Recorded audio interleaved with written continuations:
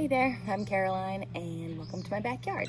I live in Maryland, Garden Zone 7, and I am here to give you my garden tour 3 of this year, 2020. So come on and see how things are growing.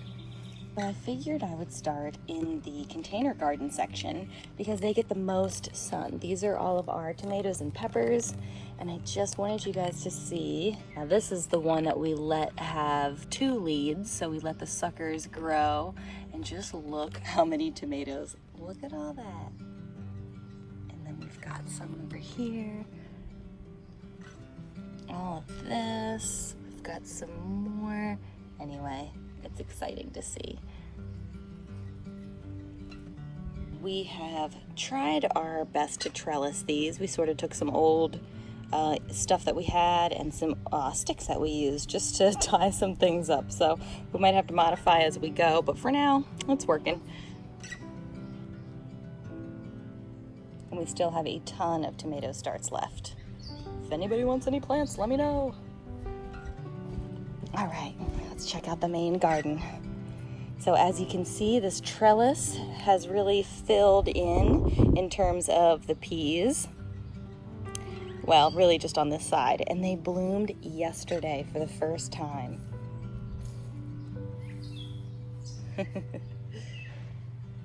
Yay.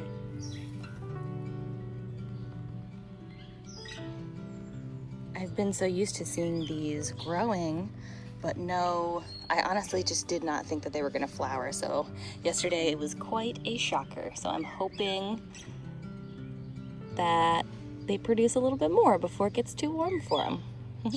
This side is still growing. No blooms yet from these, but we have a purple potted pole bean coming up behind it to take over if it doesn't really, do much. We've got some alyssum here, some flowers that were gifted to us that's basically mirrored on this side. And then we have some caraway. So I did have some snapdragons planted behind here, but last night I noticed that for a while that they've been drooping and not very happy without any sun.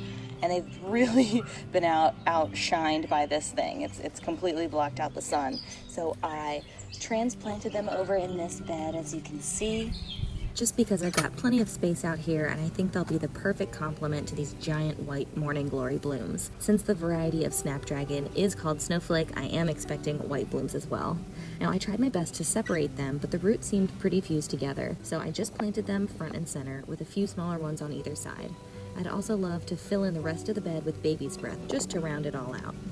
So moving along in the flower bed, we've got a yarrow plant from a friend. She has a flower farm, actually, Masterpiece Flowers. I'll have to tag her Instagram. It's absolutely stunning.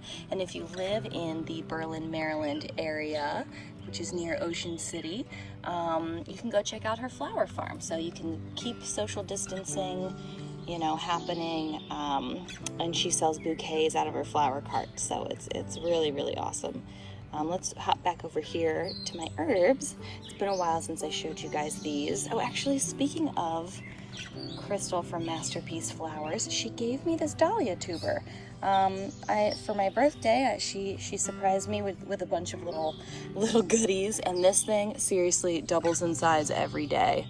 Now, I'm thinking of trimming it because, I know that you can cut it here and these nodes will grow, but as a new person growing a dahlia for the first time, I'm a little intimidated, to say the least. So what else do we have? Ooh, look, we've got our first little tomato on this little Tom Thumb plant. Words. Our nasturtiums are really growing. Look, all the blooms, finally. So I keep seeing pictures of like teensy tiny nasturtium plants that already have flowers, and mine are huge without blooms until now. Look, like this is about to come out. These are about to come out. We've got a couple that are open now, and look how stunning they are. They're just these individual petals that form this gorgeous cup. I mean, obviously that's what flowers do, but maybe a more open one you'll be able to see. Yeah, look, it's just sort of like this cool cage. Very cool. So these are the black velvet nasturtiums, I believe, the variety. Here we go, here's another.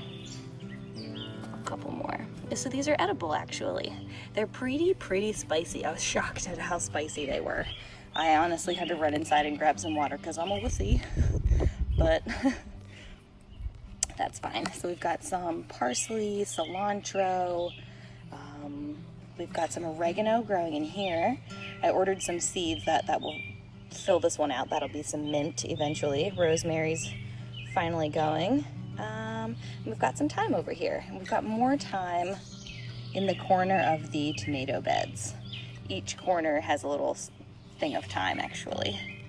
So speaking of tomatoes, these plants, for scale purposes, I will just show you right here. And I'm a tall person, I'm 5'8". They're big.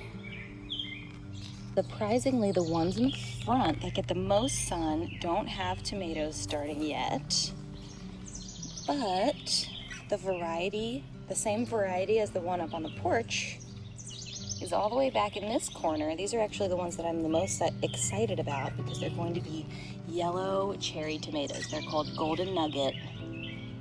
And this one, I don't know if you remember from the last tomato video, but I talk about not taking off the top of your plant by accident because it'll stop the growth.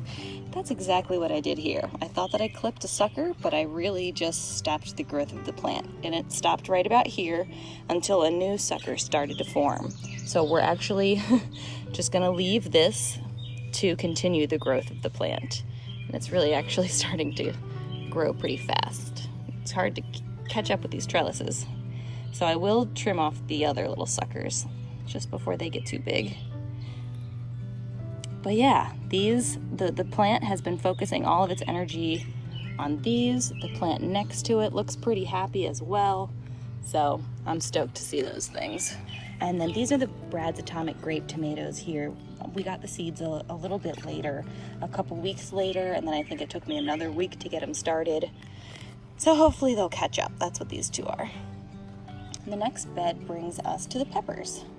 So we decided to use the Florida weave method, and you basically tie them off at one end, go around each plant, and come back in a zigzag pattern. And that's basically what we have down here for the blackberries, and it holds them up straight instead of flopping over. So let's go back.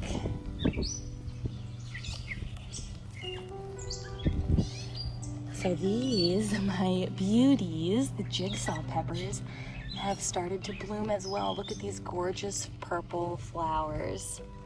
Oh, this plant just keeps getting prettier and prettier. I'm obsessed. Again, this is the jigsaw pepper. Beautiful plant. And this one is the fish pepper. And I've noticed that the variegated leaves come sort of with time. Well, it's not really the case with this piece. You know, I don't know. Anyway, we'll see. I love it. Little stripes. Just something to spice them up. Get it? Peppers. All right. That brings us to the next bed. We've got bok choy, which is really beautiful. Look at this. It's called a purple lady bok choy. And I think that it's time I start harvesting these leaves. I'm not gonna harvest the whole head. I'm gonna see if I can just harvest the larger exterior leaves and put them in a baggie to freeze so that we can have our stir fries. We have like stir fries, type fried rice type meals, maybe like once or twice a week. So I'm just trying to stock up on all of those ingredients that are usually in my freezer anyway, and just grow them in my backyard. We've got some Swiss chard back here, looking beautiful. It's a rainbow mix, so just not sure what you're gonna get, but the colors are just beautiful. Next we have the sorrel, which I've really enjoyed snacking on, quite honestly. It's really fruity. It's almost like citrusy. So whenever I come out here, it's kind of perfectly located next to the spinach, which has really blown up. It's got a little issues on some of them, but for the most part, they're pretty happy and healthy. And I've been coming out here harvesting again, just like I will with these pretty soon, just to keep them in the freezer. I make smoothies, you can make lasagna, you know, whatever with spinach. So whenever I come out here to make my smoothies, I, you know, just bring the blender out and I fill them up with some spinach and some sorrel. Delicious. All right. God, that's so good. So, spinach, our lettuce greens, which are sort of out of control, huge. You can kind of see how the leaf size has stayed relatively small on the ones that I have not thinned. And on the 2 rows that I have thinned, the leaves are just out of control. Enormous. So we've been harvesting a lot from this. We basically can't keep up. And speaking of harvest, we already harvested some broccoli. I'm gonna take the whole thing off. Ah, I'm scared too.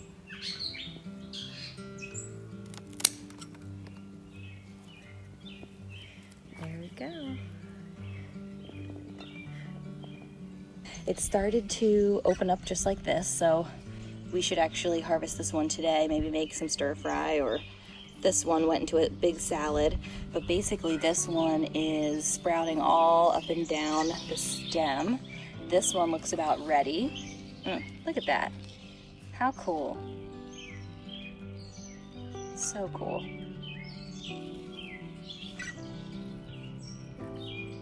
Got 2 more in this row of this variety. And this is the calabrese broccoli. I'm not sure if that's how you pronounce it, but I guess this one's still got a little ways to go. And you can see this one is starting to form the little heads down the stem. Now it needs a little bit more time, I guess. Let's see how this one's doing. So I have noticed a lot of activity from these dang cabbage moths that are beautiful when you see them fluttering by, and you know, you just want to say, oh, look how pretty, a little butterfly. But no, it's a dang cabbage moth. And you can just watch them. Honestly, every time they land, you can see their little butt touch the leaf, and off they go onto the next leaf. And they just deposited an egg. So I'm finding eggs underneath every single leaf that I lift. And you know, it was a daily chore to just pick off all these little leaves. I'm thinking of spraying with neem oil tonight, just because that is supposed to kill all eggs and all small, you know, newly formed worms, which this is a good showing of where one would be. You flip it under and you find yourself a little baby caterpillar just eating away. Yep, got some action there. There's one right there. Just going to town, laying eggs left and right. You can't get them. So next to the broccoli are some onions. You'd think they'd be a good pest deterrent, but clearly not. Those moths do not care. But we were able to plant some larger onions. They were like little onion starts. They were about this big, like a little bulb, little onion bulb. And friends of ours brought them over. They had ordered a ton, filled their backyard, and you know, reached their limit and still had some left over. So they were kind enough to bring them over, and I actually had started some by seed, some onions. It was like an experiment. I expected to order those small ones, but I apparently had ordered seeds. So I let them grow. I sprinkled them evenly over a little container, put them under the lights, and they grew into like this little grass. So by the time we were planting and our friends came over with these tiny little bulbs, we had we were like, plant the bulbs that are already onions, or trust these tiny little grasses that they might form into something. So we went ahead and left the tiny grasses to themselves and filled this bed with onions here and garlic that never started here. So I just kept seeing this empty section of bed and these grasses getting taller and taller and taller, little bulbs starting to form. So we decided to go ahead and plant them up, because why not?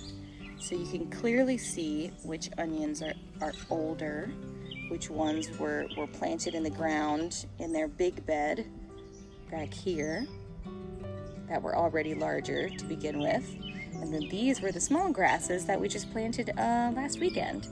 So we're gonna have a lot of onions and a lot of potatoes this year. So the potatoes are honestly too big for their britches. We kind of can't keep up. Some of the plants have been falling over because we've just sort of run out of soil. We've run out of room to continue to build them up. We might get some hay just to help them stay up, because if you don't, they will fall over and they will break, sort of like this one. You can see where this one broke off right here. So we might be digging up some more potatoes this week. Not sure. We already dug this one up because it kind of did the same thing, and it was encroaching on the carrots, which are just the fluffiest crop that I've ever grown. I just like to come out and go, ah.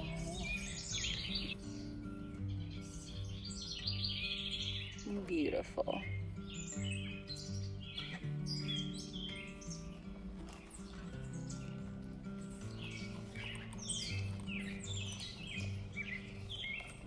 So coming back over here to the blackberries, they've really started to form their little fruits. Check them out.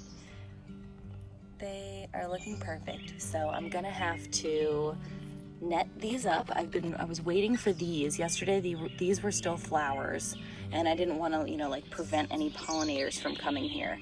But I have some netting that I'm gonna put over everything because we've got a lot of nosy birds and squirrels, and I would love to be able to harvest some of this.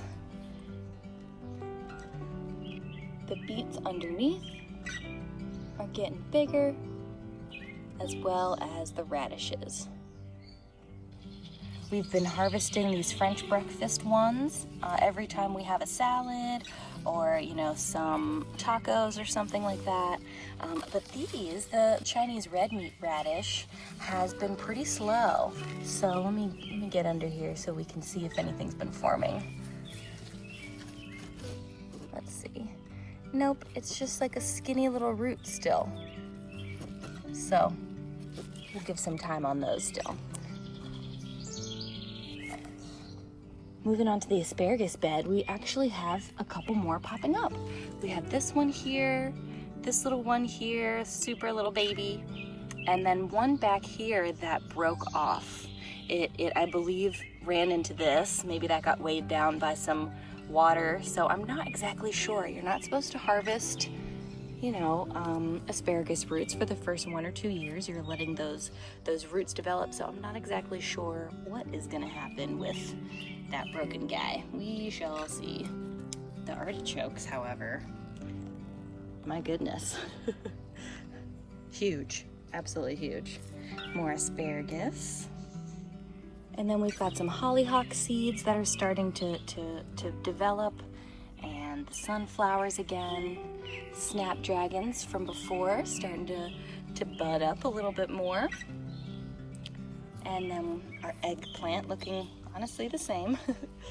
The lemon squash have really grown. They're starting to trellis up. These little trellises I made yesterday. Super cute. Speaking of trellising up, the purple potted pole beans are really starting to fill out. Oh, that one even reached the top. That's cool. So here is a sugar magnolia tendril pea that I planted a couple weeks ago, and it's just now long enough to reach the bottom of the trellis. It needed a little help to get there, but I'm willing to give it. This one broke off last week, and it's already started to grow a new shoot. The edamame has sort of given up. I've planted some more, but I do not see any showing at all. I'm not sure what's going on there. Maybe just not enough light now that this is starting to fill out. We've got some more blooms on the peas, which is great. I thought they sort of ended their life cycle, but more blooms mean more peas. And then we've got 2 more sugar magnolia peas popping up in the back as well. And it looks like another Tom Thumb pea has arrived.